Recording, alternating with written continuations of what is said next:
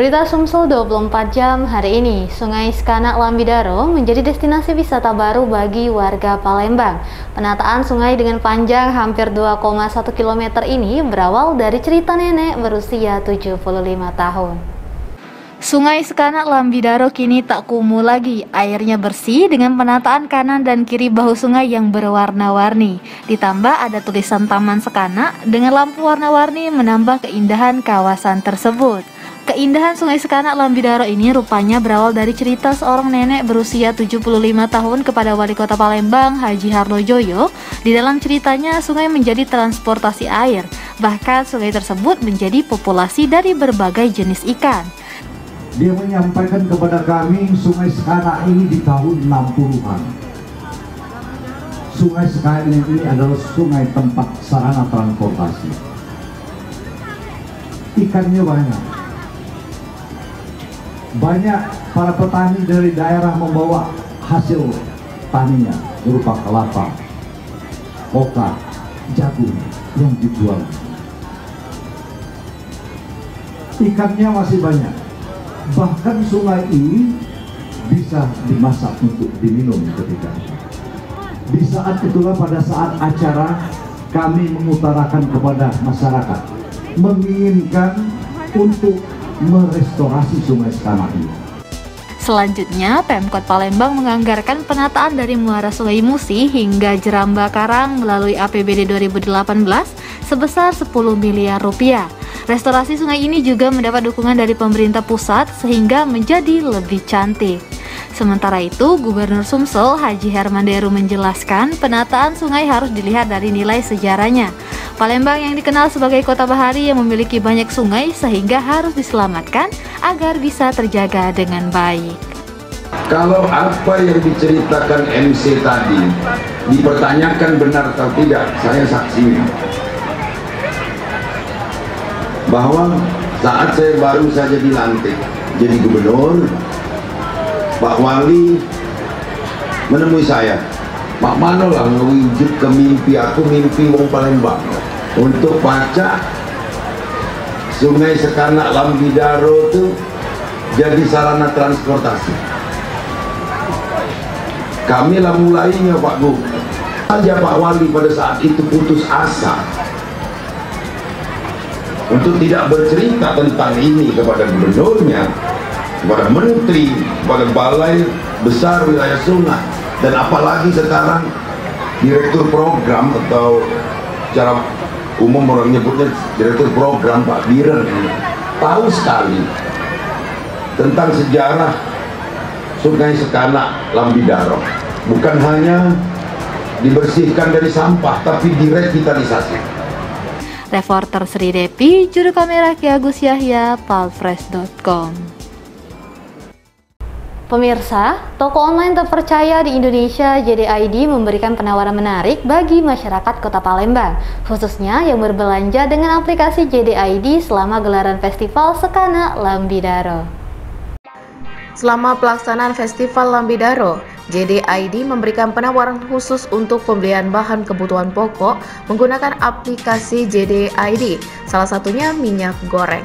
Market Manager JD.ID Regional Sumatera, Rafido Alvano Wijaya mengatakan, selama Festival Lambidaro, JD.ID menyediakan minyak goreng dengan berbagai merek dan harga yang sesuai dengan standar pemerintah. Adapun teknis pembelian minyak goreng, satu akun boleh membeli maksimal 2 liter. Masyarakat yang baru mengunduh aplikasi JD.ID dan baru pertama kali melakukan transaksi akan mendapatkan potongan harga hingga Rp15.000. Kita menyediakan minyak goreng yang mana sekarang minyak itu lagi langka, benar-benar lagi langka, dan harga yang kita provide itu adalah harga yang sesuai dengan standar pemerintah sekarang. Jadi berbagai merek minyak dari mulai merek A sampai Z kita juga punya. Mungkin teknis pembeliannya gimana? Teknis pembeliannya tetap sama, jadi pembeliannya melalui aplikasi dengan maksimal satu orang atau satu user itu 2 liter. Jadi kalau memang akunnya cuma satu, mereka nggak bisa banyak langsung borong satu karton. Untuk yang di sini kita sebagai contoh aja ya. Jadi kita di sini pajang display sebagai display, tetapi untuk pembeliannya itu tetap nanti lewat aplikasi, kemudian nanti dikirim lewat kurir kita dalam satu hari sampai. Selama festival, JD.ID juga menyediakan booth.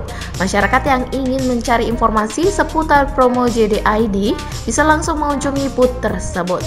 Reporter dan juru kamera, Betanika Susmanda, palpress.com.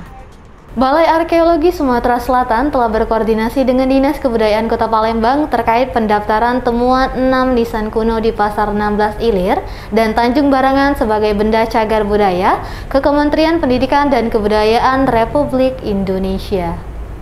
Hal ini disampaikan Kepala Balar Sumsel Wahyu Rizky Adivani usai fokus group discussion menyingkap tabir temuan nisan kuno Pasar 16 Ilir bertempat di kantor Dinas Kebudayaan dan Pariwisata Sumatera Selatan. Wahyu mengatakan ke-6 nisan kuno tersebut sudah berada di Museum Sultan Mahmud Badarudin II Palembang. Nantinya Dinas Kebudayaan Palembang akan bekerja sama dengan Balai Pelestarian Cagar Budaya Provinsi Jambi dan Lembaga Pelestarian untuk mendaftarkan nisan ini sebagai cagar budaya. Makin bagus ya. Oh, jadi supaya benda itu nggak hilang aja, ya. Oke, kalau kita tunda-tunda nanti tahu dapat yang baru, yang itu perlu dikerjain nggak? Timbul masalah baru lagi. Tapi memang sudah memenuhi syarat ya Pak ya untuk dari segi umur ya sangat memenuhi syarat, melebihi dari 50 tahun kan. Udah yang paling tua berapa? 120-an, 128 dari sekarang yang 1893. Sementara itu, sejarawan sekaligus dosen sejarah Universitas Sriwijaya Dr. Hudaida berpendapat, sebelum menjadikan temuan nisan kuno sebagai cagar budaya, perlu kajian lebih dalam, termasuk mengetahui siapa asal-usul pemilik nisan tersebut. Pembina adat Palembang, Beni Mulyadi menambahkan, dirinya menyambut baik temuan nisan kuno Pasar 16 ini menjadi benda cagar budaya yang harus dilindungi. Reporter Betanika Susmanda, juru kamera Ahadi Farid, palpress.com. Berita terakhir, Sumsel 24 jam hari ini. Anak jalanan yang kerap menodong pengendara motor di lintas kabupaten akhirnya tertangkap. Begal bernama Mulyono ini meringis kesakitan setelah kedua kakinya ditembak tim Kelambi. Mulyono hanya bisa meringis kesakitan di kursi roda. Bahkan begal sadis yang tak sungkan menyakiti korbannya tersebut harus diangkat anggota polisi karena tak mampu untuk berjalan. Berdasarkan catatan pihak kepolisian, ada 5 lokasi pembegalan yang dilakukan tersangka, yakni Muara Enim, Prabu Muli, dan Musi Banyuasin, masing-masing 1 kali dan di Pali 2 kali. Dalam menjalankan aksinya, Mulyono menggunakan senjata api. Saat hendak ditangkap pun demikian, Mulyono mencoba menyerang anggota unit Pidum Satreskrim Polres Pali dengan senjata api rakitan, sehingga petugas terpaksa melumpuhkannya dengan 4 tembakan di betis kiri dan kanan tersangka. Kapolres Pali AKBP Efran Nedi melalui Kasat Reskrim AKP Marwan mengatakan, modus tersangka dengan berpura-pura menjadi penumpang ojek lalu menodong korban. Begitu di tempat sepi, tersangka menodongkan senpi rakitan ke korban dan merampas motor milik korban. Di bulan Desember 2021 telah terjadi perampokan di Simpang Bandara. Mendapat informasi tersebut, kita langsung melakukan penyelidikan dan alhamdulillah hasil penyelidikan kita berhasil mengamankan daripada tersangka Mulyono.